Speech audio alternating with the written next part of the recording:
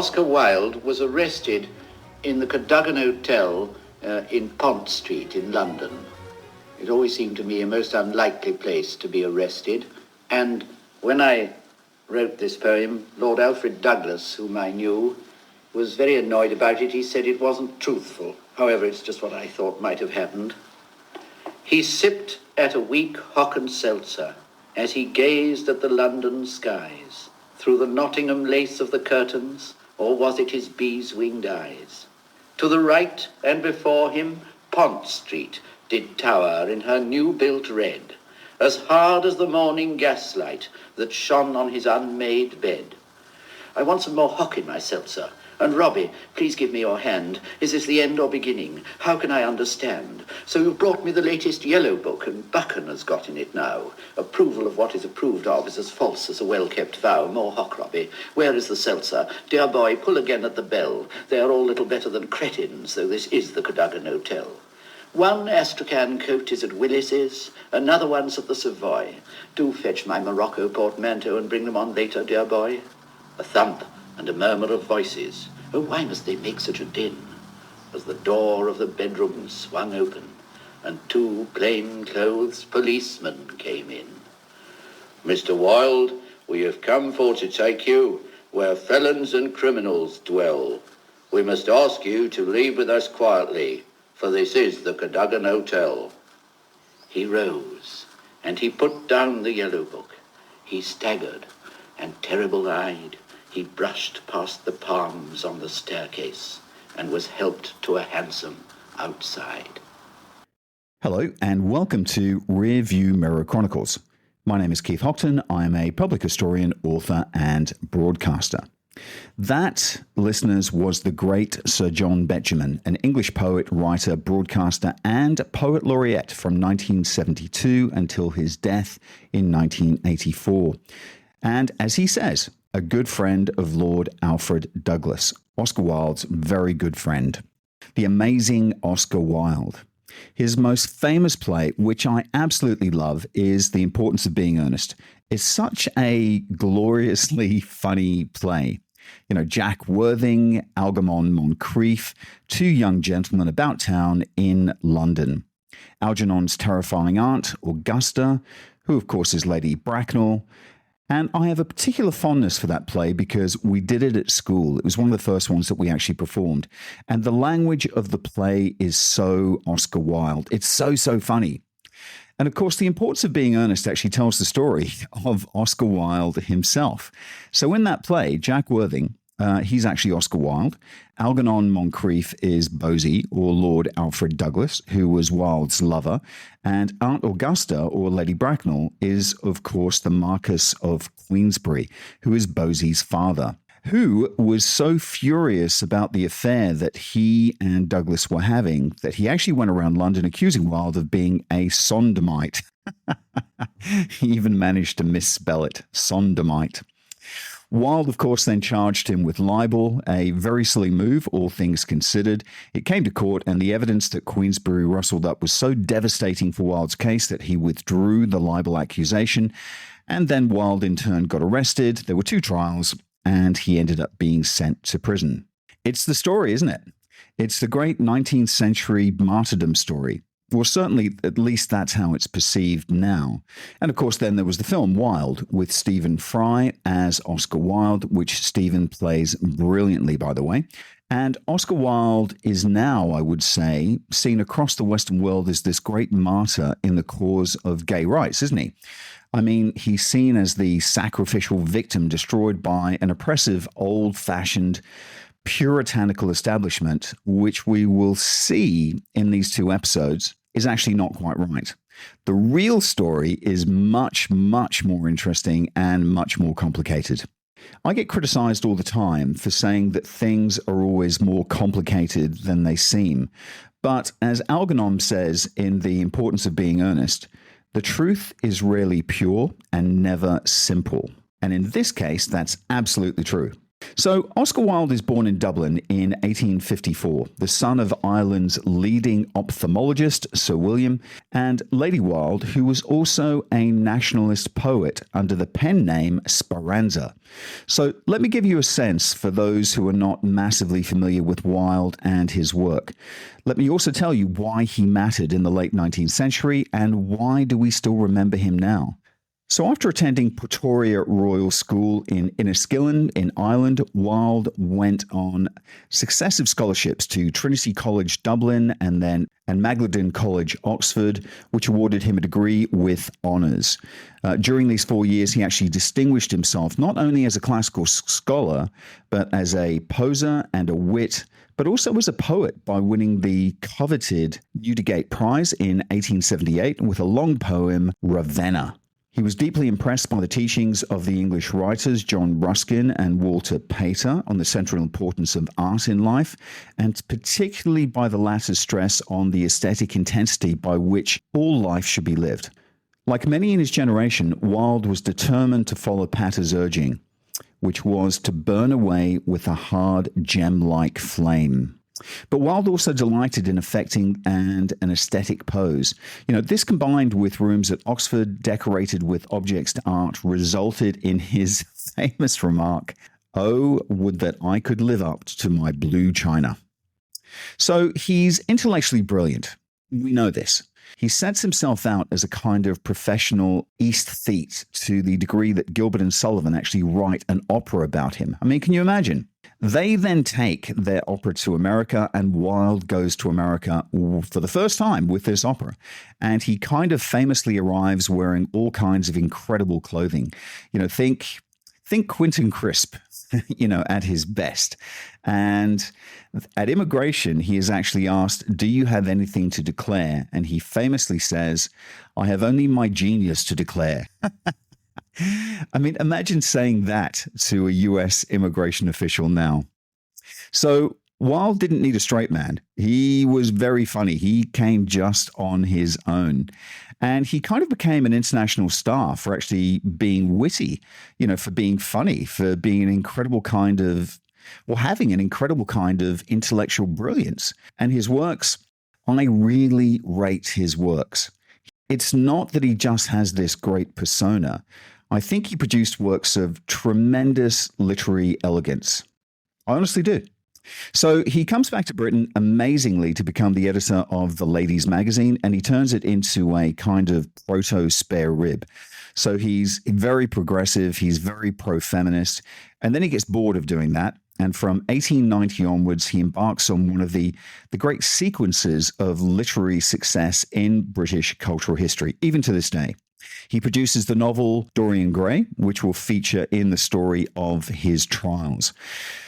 Effectively because it's about a beautiful young man who is up to all kinds of sinister things that Wilde actually doesn't specify in the novel.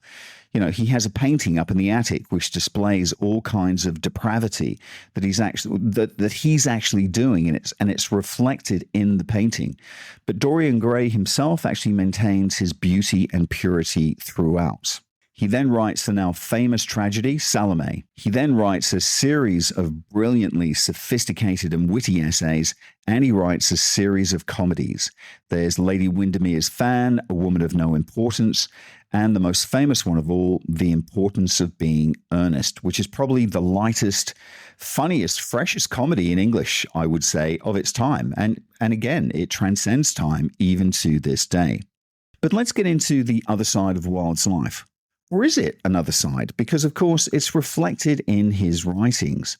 So obviously, because this episode and the next episode are about his trial, there's going to be a lot of sex. So this podcast certainly isn't one for 5 or 6-year-old listeners. But the interesting thing about Wilde I discovered from Matthew Sturgis's biography is that at university and as a very young man, he's actually sexually very abstemious. People say of him, he's actually very prim. One of his former university mates actually says he's one of the purest minded men that could be met. And actually, even as he's establishing his reputation as an aesthete, there was no hint of scandal. None. Absolutely none at all. He then marries Constance Holland and they have 2 children. But the turning point seems to be in 1886, just at the point where he's about to embark on this period of extraordinary literary output, the high point of his genius, as it were. He meets a 17-year-old young man called Robbie Ross, who is at a grammar school. He's preparing for Cambridge, and he is out and proud. And of course, he's now what you would call gay. And he's completely comfortable with it. He's admitted that side of his nature to himself, and as far as we can tell, he seduces the much older Oscar Wilde. He introduces him to this side of his nature, and Wilde discovers he actually really enjoys it. And I think he enjoys it on a physical level for sure, but I think he enjoys it also on an emotional level, because if you think of the plot of Dorian Gray, the idea of secrets and kind of a sense of elevated knowledge amplifying your status, I think this is something he really enjoys. And the great theme of Wilde's writing really is the fact that life is always a paradox, and it's impossible to pin a person down. If you can pin a person down, that person is basically dead. So he's always looking for ways to kind of complicate who he is and what his relationship is to his writings and to his world in which he is situated. Wilde had actually studied classics at Oxford, and he identifies very, very strongly with the notion that the Greeks had an elevated understanding of what sexuality could be, and that this was focused on same-sex relationships. And so he comes to identify with this. I mean, he rapidly becomes very, very promiscuous. He seems to have identified this with the kind of cultural superiority that he had obtained by studying ancient Greek. And I think he thinks that he's actually an attrition of the Greeks as a kind of Platonic ideal of love, which is represented by the love of 2 men. He thinks in terms of Shakespeare, he thinks in terms of Michelangelo, and of course Christopher Marlowe. And it's not just that he physically enjoys it, this actually elevates him. Now, the interesting thing is that in 1886, so 1 year earlier, there had been a change in the law. So since 1533, the Buggery Act passed under Henry VIII had made sodomy the detestable and abominable vice. If you were caught in the act, it was a capital crime. Obviously, by the mid-19th century, people are no longer being executed for it. They're actually being sent to prison. But in 1885, and it's a very complicated story, so I'm just going to give you the simplified version, there was legislation which was actually about protecting women, because the legislation was actually about the white slave trade, and that involved young girls being trafficked. But the Liberal MP, a guy called Henry Labouchere, introduced an amendment, and it's still debated by historians. They thought that he actually might be messing around or trying to wreck the bill, or whether he genuinely believed it because he was actually a radical. He was sort of a Bible-thumping campaigner. But this amendment criminalized not just sodomy, but any, what they called, gross indecency of one male person with another male person. He made it a misdemeanor, and the maximum sentence is 2 years with or without hard labor. So in other words, whereas previously you had to be, to be blunt about it, you had to be convicted of penetration to get in trouble with the law, and then you get life imprisonment. But from 1885, so a year before Oscar Wilde discovers his taste, as it were, any form of interaction, so any kind of messing around and fumbling and whatever, is now liable for prosecution. And I think that with Wilde, that sense of danger absolutely amplifies the pleasure. So he will call his series of relationships with young men feasting with panthers, precisely because it is so dangerous. And I think that's actually a crucial part of his story. The story of Wilde's trials are actually situated against this change in the law. But I think there's also another potentially even more intriguing aspect, which is a crucial shift in the understanding of how sexuality functions, of what sexuality actually is. And we, our generation now, are actually the heirs of that revolution. And it's a revolution that has triumphed, I think, so completely that perhaps we don't even realize that there was one. So essentially, the law of Henry VIII, what that is doing is actually operating on the assumption that sexual acts are moral crimes, but they are deliberate actions taken by sinners who are so depraved, so evil, so much the creature of their lusts that they're not willing to operate within the guidelines that God has set. So it's actually immoral. So effectively, what you do rather than what you are. So there is no concept that, for instance, you might be gay. There's no concept of that at all. But in the second half of the 19th century, this is beginning to change. And what you see is the medicalization of what has previously been something that was seen as being a moral offense. And this is particularly associated with German psychology. And it's the Germans who coined the phrase homosexuality. So it's kind of a portmanteau word, a mixture of Latin and Greek, white television. And the guy who popularizes it is a German psychologist called Richard von Krafft-Ebing, who writes this great book about it called The Psychopathia Sexualis, which is translated into English in 1892, 3 years before Wilde goes to trial. And the thing that's interesting about this partly is that Krafft-Ebing is actually casting homosexuality, this idea that people have a particular condition, a kind of morbid condition as he describes it, like a disease, as something that almost like something that has a morbidity. And therefore, there is a hint in Krafft-Ebing that people should be treated with sympathy. And furthermore, by the end of his career, which I think is astounding considering what he wrote, Krafft-Ebing has actually come into contact with people who come to identify themselves as homosexual. And he's arguing that it should be decriminalized completely, and that people who are homosexual can lead the equivalent of a married life. Interesting, isn't it? Interesting times. So in a way, he's actually kind of prefiguring gay marriage now. Now, this matters, I think, for Wilde, because even as he is sleeping around with a lot of young men, having casual affairs, he actually meets the great love of his life, who is a guy called Alfred Lord Douglas. He's actually the son of the Marquis of Queensberry, the very man who invented the rules of boxing. And this sense that homosexual love is something that is dignified, that is something that is noble, that is something that is pure, perhaps even purer and nobler than a kind of conventional heterosexual relationship, is something that both Wilde and Bosie, his name for Alfred Douglas, really get into. And it kind of fuses with this Greek-Roman idea that they both hold very high. But before I talk about Bosie, let me get to the end of the 1880s. So Wilde sort of discovered this taste, as it were. I mean, that's obviously not the right expression, but you know what I mean. In 1886, quite quickly he becomes increasingly reckless. So he's having assignations with much younger men who are 18, 19, 20, 21.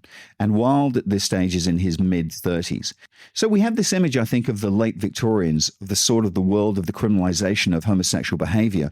We often think of it as almost totalitarian in this repression. But that's actually not quite right. So Wilde is obviously getting away with this behavior. And it's an open secret in literary and theatrical circles in London, and indeed elsewhere, wherever he goes.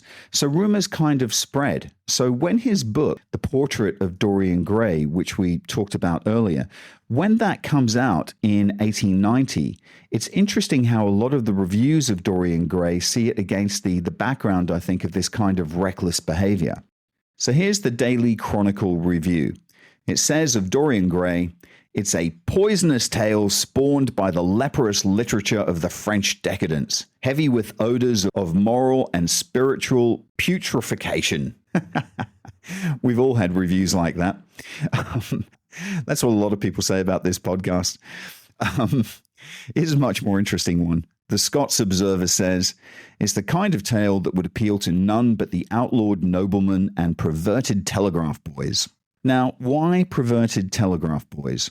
Well, because a year earlier, in 1889, there'd been a scandal called the Cleveland Street Scandal, where a homosexual brothel was exposed. Telegraph boys, so basically messenger boys, are selling themselves to aristocrats. The most famous example is Lord Arthur Somerset, who was actually the equerry to the Prince of Wales, and he actually fled abroad to avoid persecution.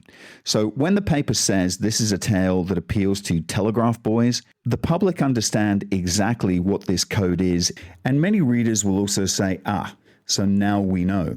And of course, the thing about the telegraph boys and the aristocrats, I mean, also, was there something else going on there, which is this suspicion throughout the 1880s, 1890s, and 1900s. The suspicion that is very widespread in the Western world is that rich and powerful people are part of this sinister homosexual elite who are secretly having assignations with boys. I mean, this is all round in that kind of late Victorian Edwardian world. And again, that feeds into the idea that there is something elevated about Greek love, as both Bosie and Wilde would call it. So Bosie celebrates what he calls a frank paganism, because you have to have been studying Greek and Latin at Oxford and or Cambridge, and because you have to have that education and the class and the background to actually do it. So let's talk a little bit about Bosie. Bosie is Lord Alfred Douglas. He is the third son of the Marquis of Queensberry, who is the aristocrat who codified the rules of boxing. The Marquis of Queensberry is terrifying. He's sort of this hulking figure with, massively long side whiskers, and he's also a very keen secularist, and at one stage he disrupts an Alfred Lord Tennyson play because it had a disobliging portrait of an atheist, and he was actually thrown out of the theatre for trying to shout the actors off the stage. So he's quite the strange figure at this juncture. And he's eccentric. He's a maverick. He's very badly behaved because he can be. And he's also a very dangerous enemy to have. So Wilde meets Bosie, who's 20, in 1891. And they start an affair 2 years later in late 1892, early 1893. But I think it's important to emphasize that Bosie is much more experienced than Wilde in terms of gay relationships. He's been having relationships at Winchester, his school, a school actually that I used to play rugby against, and at Oxford. They immediately strike up a relationship. And look, I'll put my cards on the table. I think Bosie was an absolutely terrible man. He's a horrible piece of work. And you'll find out a little bit later during this podcast why, certainly into the part 2, which I'll be broadcasting straight after this. But he's not a nice man at all. But they happen to strike up what I think a lot of people, including some of Wilde's fans, would say is a loving but toxic relationship. It's a relationship that is very, very bad for Wilde. So they haven't actually been together very long, as it were. In August 1892, and Wilde decides to take a house in Norfolk, sort of a summer house, if you like, for him and his family. And of course, he invites Bosie along. He and Bosie actually stay there. And Bosie, from that point, it seems, he basically introduces Wilde to this world in which Wilde had previously only dabbled, which is the world of, I mean, look, there are places in London, despite the fact that homosexuality is criminalized, there are places in London where you can pick up rent boys. There's a roller skating rink in Knightsbridge, go figure. There's a bar at the St. James's restaurant. And look, if you know, you just know. And you go to these places and you pick up 17, 18, and 19-year-old young men. They behave with extraordinary recklessness. Knowing the climate of the time, they are picking up rent boys. We could give, and I could give you example after example after example. These are 19, 20-year-old clerks, office boys, servants, waiters, and of course, they're inferior. They're socially inferior. And this is the point. But, Wilde and Bosie, they're taking rooms at the Savoy and, Claridge's. And, of course, then there's two brothers called Charlie and William Parker, for example. Bosie actually lets them sleep in his bed. He lets them sleep in his bed purposely so that the servants will see them the next day. He wants to shock society, but it's an incredibly risky thing to do. Wilde, while at the Savoy, when the pages at the Savoy actually come to bring him messages in his room, he actually thanks them by kissing them on the mouth, which they find very alarming. And of course, then he gives them money to effectively keep them quiet. Wilde's approach to these boys, I think you can call them boys because, they're pretty young, is simultaneously, he's very he's very generous. He's a great one at handing out silver cigarette boxes, and he does it all the time. He behaves well with them in that sense. And I think he's genuinely a very kind man, a very smart and very kind man. But at the same time, this is clearly very exploitative. He is much older, he is much richer, he's in a position of power relative to them. And as we'll find out in due course, when they are cited in the trial, Wilde's actions with them seem to have caused quite a lot of psychological stress. So this is a fascinating question, which I guess listeners to the podcast will draw their own conclusions, and that will depend very much on your position, as it were. But obviously, there are two very different ways of seeing this entire situation. One is to say Wilde is the victim of this incredibly sensuous, puritanical culture, and he's a gay martyr. Another way of seeing it, which perhaps is how we'll see it, given the culture that we're in now, is that we're more inclined to say Wilde is actually exploiting power and wealth. And I think Wilde himself would actually appreciate that and probably agree with that opinion.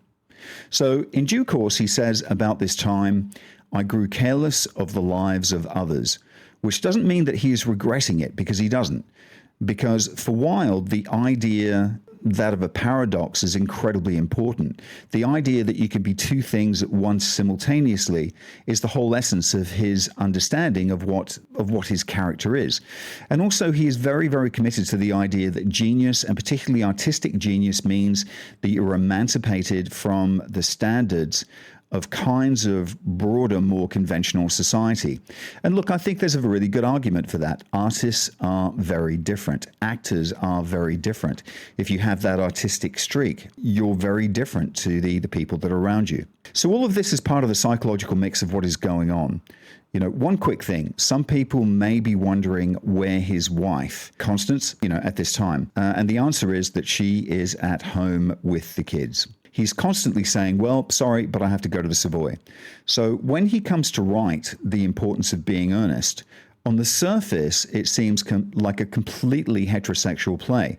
But the moment you realize what all these jokes are about, this is exactly the life that Wilde is living in real life. And just on Constance, I mean, and I think she deserves a mention because she's always left out of this story. And I will talk a little bit more about her in episode 2. She's completely innocent of all of this. She has absolutely no conception of what is going on, and she is distressed that Wilde is actually going off and leaving her to continuously work in the hotel. And at one point, she's actually still bringing him his post. So he will check into a hotel with Bosie, and she will bring him his post. And on one occasion, she actually says to him, when are you going to come home? The children miss you. And Wilde, in that very flippant, dismissive way, says, oh, I've been gone so long, I can't even remember the address. And you sort of think this is a very sad side to this entire episode in his life, and it really is. But meanwhile, Wilde's name is starting to become tainted by this. And here's one story. They take a cottage in Goring by the Thames one summer, and the vicar actually comes around one day to see them. He's heard of Wilde. Wilde is this incredibly famous man. Wilde at this stage is actually writing, The Importance of Being Earnest. And Wilde is just lying there in the garden with just a towel wrapped around him, and Bosie is completely naked. And they've been dousing each other with a hose pipe and running around the garden. I mean, it's a perfectly Greek scene, isn't it? And there are stories in Goring, it's an open secret at this point, and the story goes that at the local pub, the people are saying, I'd like to go and punch that Oscar Wilde. What a terrible man he is. What are they getting up to in that cottage? So a lot of people now know. And this is very like the plot of Dorian Gray, where the reputation of Dorian Gray becomes steadily more and more evil in the painting. And there's a sense in which Wilde is almost kind of reveling in the way that he's repeating the plot of that particular book. But what really turbocharges the sense in the general public that Wilde is indeed feasting with the Panthers is the behavior of Bosie's father, the Marquis of Queensberry. So he sees them. I mean, he's met Wilde, Wilde's out in society, and he's also seen them together. He thinks, my son has a friend who is a very famous and important man, and that's really all he thinks. But by the spring of 1894, now the rumors are actually circulating in his circles. So he decides to write to Bosie, his son. He says, "With my own eyes, I saw you both in the most loathsome and disgusting relationship as expressed by your manner and expression. Your disgusted so-called father, Queensberry." To which Bosie replies, and again, it's one of those replies that maybe if you'd thought about it 2 days later or 24 hours later, you wouldn't have sent it. He sends him a telegram immediately, and he says, "What a funny little man you are." Queensberry, enraged, then says to him, "If I catch you with that man, I will make a public scandal in a way you little dream of." And a few weeks later, he actually goes round to Wilde's house. This is in June 1894. And Wilde says to him, this is so reckless when you consider what's about to happen. He says, "Are you seriously accusing me of sodomy?" And the Marquis says, "I don't say you are, but you look it and you pose it in public, which is just as bad." And, they have this massive argument. Queensberry says to him, "If I catch you with my son together in any public restaurant, I will thrash you to within an inch of your life." So this tells you the sort of man that the Marquis of Queensberry is, and he's definitely not one that you should be messing with. Now, even at this stage, Wilde, just unbelievably self-destructively, given what's about to happen, is already talking to his lawyers, saying, "I'd like to sue the Marquis of Queensberry. I'd like to take legal action against him for libeling me in public." The story it becomes the stuff of pure Victorian melodrama, doesn't it? The first night of the opening of The Importance of Being Earnest, the libel case, the trial, and then the subsequent trial, it's absolute madness. So let's plunge headlong into this seething stew of resentments, anxieties, accusations, and high melodrama. Why not? So in the first trial, Wilde sues Queensberry, the father of his lover Bosie, for libel. And it's a kind of mad thing for Wilde to do. It's completely mad. So he's just been threatened by Queensberry, the shadow, this hulking shadow of this boxing enthusiast, and it's all hanging over him. And I'd just like to reiterate, FYI, never take on a boxing enthusiast. So, by the way, in the summer of 1894, just after these threats, Wilde is actually writing the play that we opened with, The Importance of Being Earnest, in Worthing, hence the name Jack Worthing from the play. And here's an example of Wilde's recklessness. He's in Worthing that summer, and they're on the beach.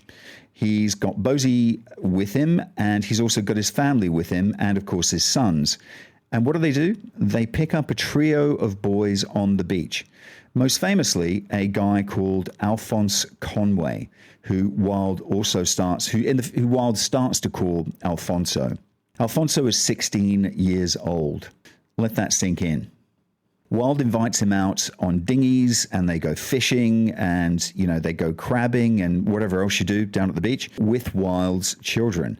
But when they get back, when the children go to bed, when Constance and the children go to bed, Wilde will go off with Alfonso to nightclubs, and I quote, "take hold of Alfonso and bumble and dance with him." Keep in mind, he's 16. And I think it's fair to describe Alfonso, he's definitely not a young man, he's a boy.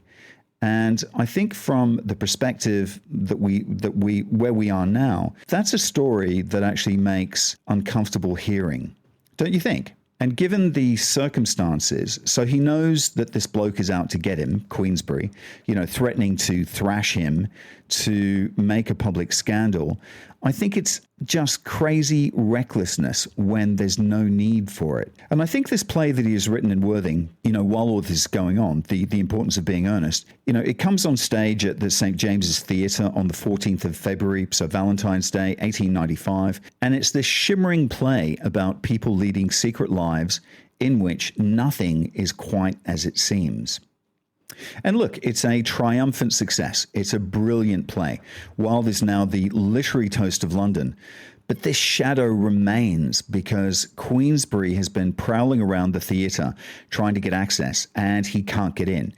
And he has with him a grotesque bouquet of rotting vegetables, which he wants to I don't know whether we'd give them to Wilde or throw them at Wilde. He can't get in. He storms off. He throws his vegetables in the foyer, and he's this terrifying figure. And it throws a shadow over the success of the importance of being earnest. So, in fact, the very next day, Wilde again consults his lawyers and says, I'd like to prosecute Queensberry to get him off my case. So it's 2 weeks later, on the 28th of February, that he gets the provocation, the fateful provocation that will eventually push Wilde over the edge. One evening, he goes to his club, and everybody knows him. He's a very famous man. And the porter there hands over this missive, this note that's been left for him by the Marquis of Queensberry. The porter has very cleverly, very discreetly put it in an envelope so that no one else can see it. Wilde takes it out, and here's this kind of notorious accusation that Oscar Wilde is a ponce and a sodomite. Sadly for Queensberry, he couldn't even get that right. So Queensberry, he also has terrible handwriting, so Wilde isn't entirely sure what he's saying, but he gets the gist. And what he does immediately is he goes to see Bosie and his friend Robbie Ross, the very same person who introduced him to homosexuality, and they say, yeah, go for it, sue him, prosecute him. I mean, it's mad, by the way, because everything that Queensberry is accusing him of is actually true. It's completely mad. But the plan is that Wilde and Bosie are going to defend their relationship as something exalted, as something Greek, as something Platonic, or, something very Shakespearean, and make Queensberry look like a kind of gibbering ape who's just been lying through his teeth. And that's the basic plan.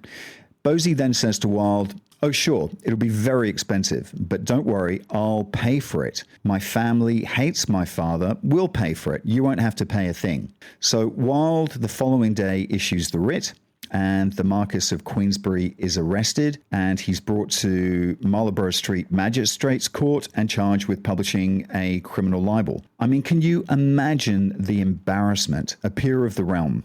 So the first thing that Queensberry does is he engages somebody who will be well known to some listeners. He engages a man who has been at university with Oscar Wilde, same year, who is Edward Carson, later very famously the leader of the Ulster Unionists, the great champion of anti-home rule, the Ulster Unionism movement that took place probably around 1910, so some good 10 to 15 years after this trial.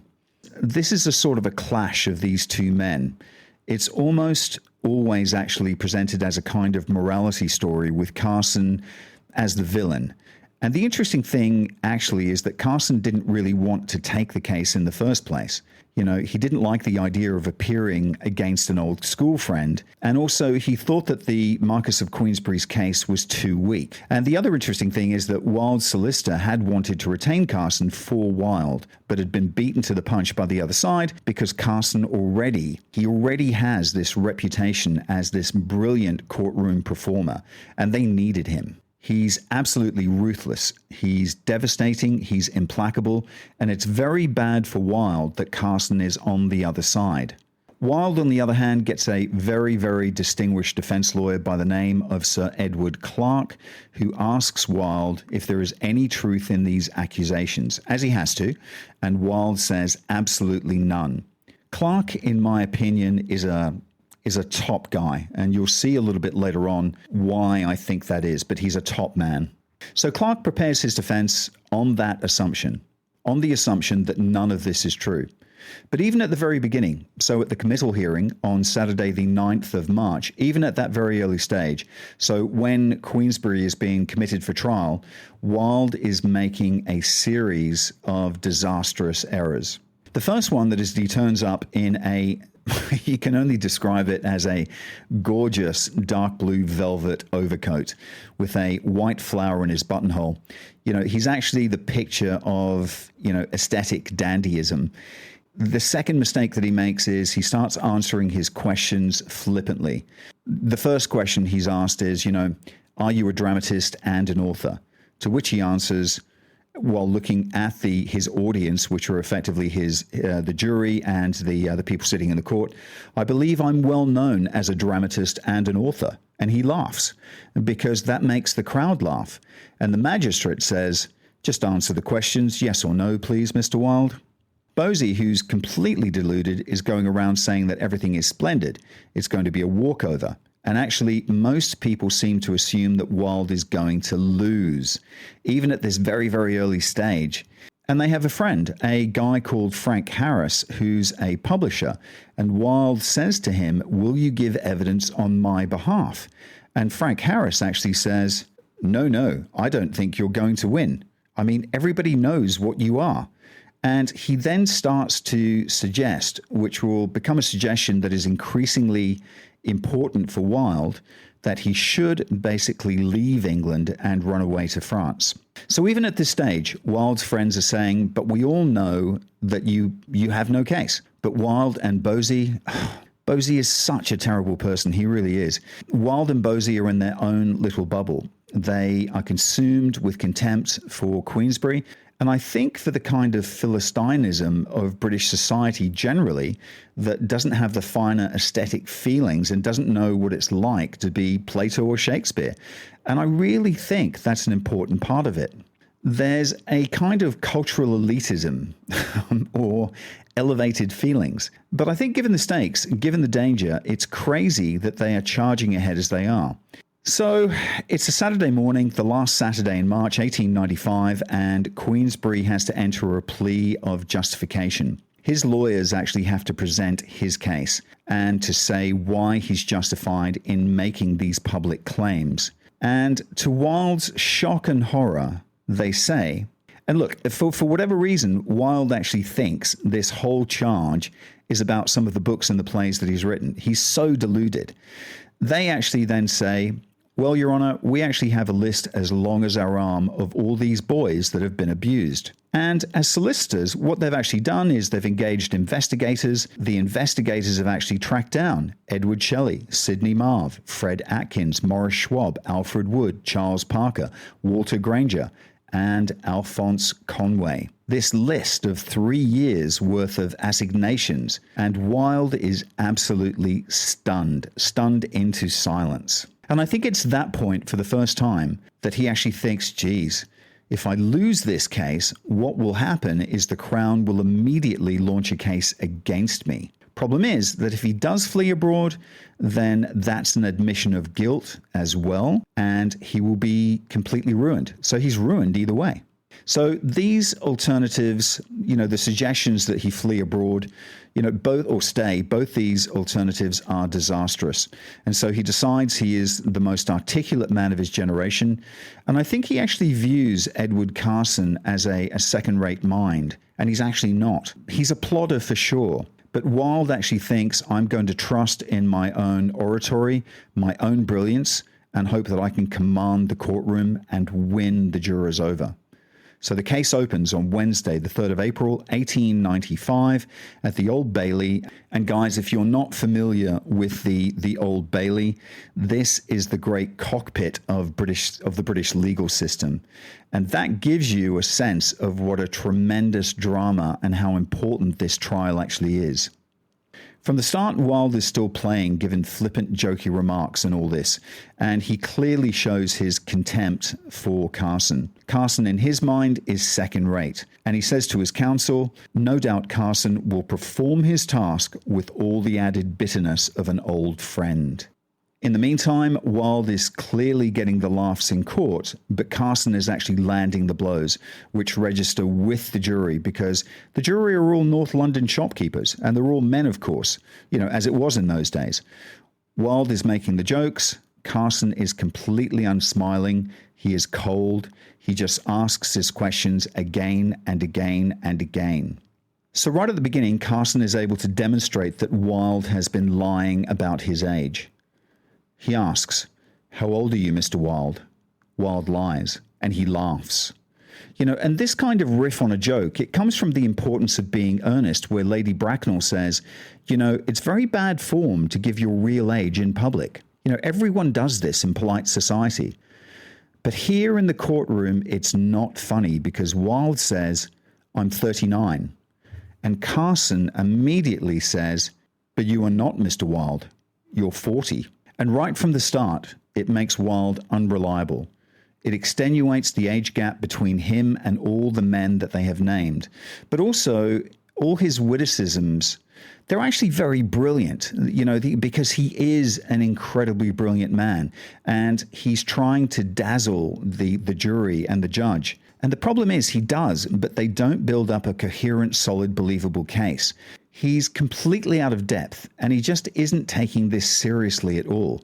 And you get the feeling that he's actually believing in his self-importance. And Carson, his questions are implacable. Did you ask Ward to your house, Mr. Wilde? Was your wife away, Mr. Wilde? Did you have amoral practices? Did you open his trousers? Did Shelley stay all night? Did you put your hand upon his person? Did you kiss Conway in the Lancing Road? Again and again, names, dates, places, very precise. And the impression is one of complete implacability. Then Wilde makes this totally catastrophic error. They move on to this guy who's a servant by the name of Walter Granger, who was 17, who Bosie had actually interfered with. Carson says, Mr. Wilde, did you kiss him? Wilde says, oh no, never in my life. He was such a peculiarly plain boy. Again, flippant witticism tossed out. Carson then returns immediately and says, he was what? And then Wilde starts to stutter and says, his appearance was so unfortunately ugly. I would never have kissed him. He was far too ugly. I pitied him for his appearance. Carson says, very ugly, Mr. Wilde? And then, why did you mention his ugliness? No answer from Wilde. Why did you mention his ugliness? No answer from Wilde. Why did you mention his ugliness? Carson pounds him again and again, and Wilde finally says, who are you? You sting me and you insult me and you try to unnerve me. At times one says things flippantly when one ought to speak more seriously. I admit it. And you have a sense here that Wilde is suddenly realizing that wit is just not enough.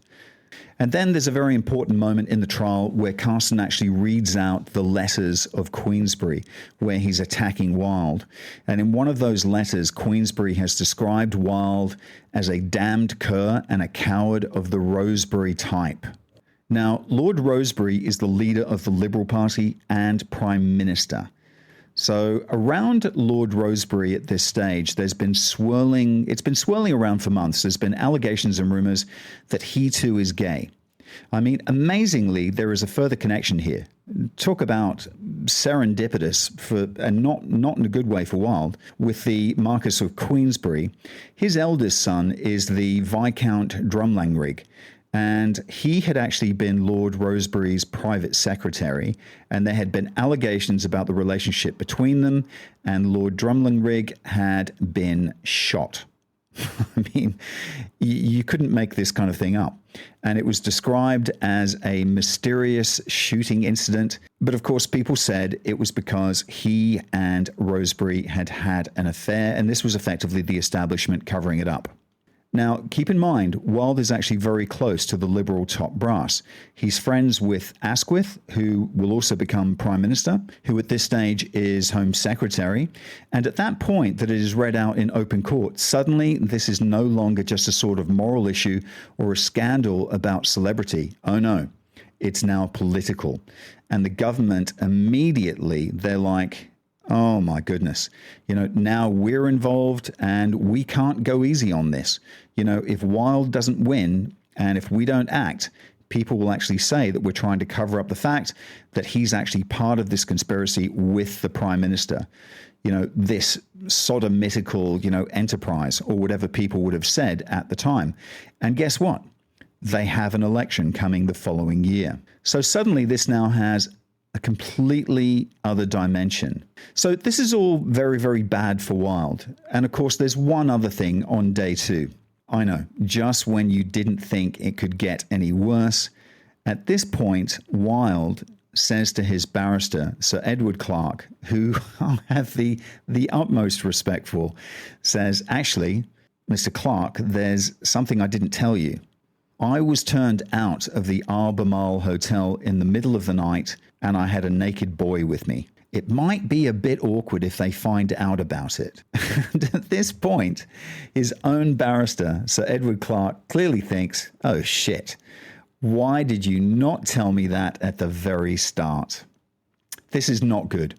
You know, you've clearly been lying to me all along.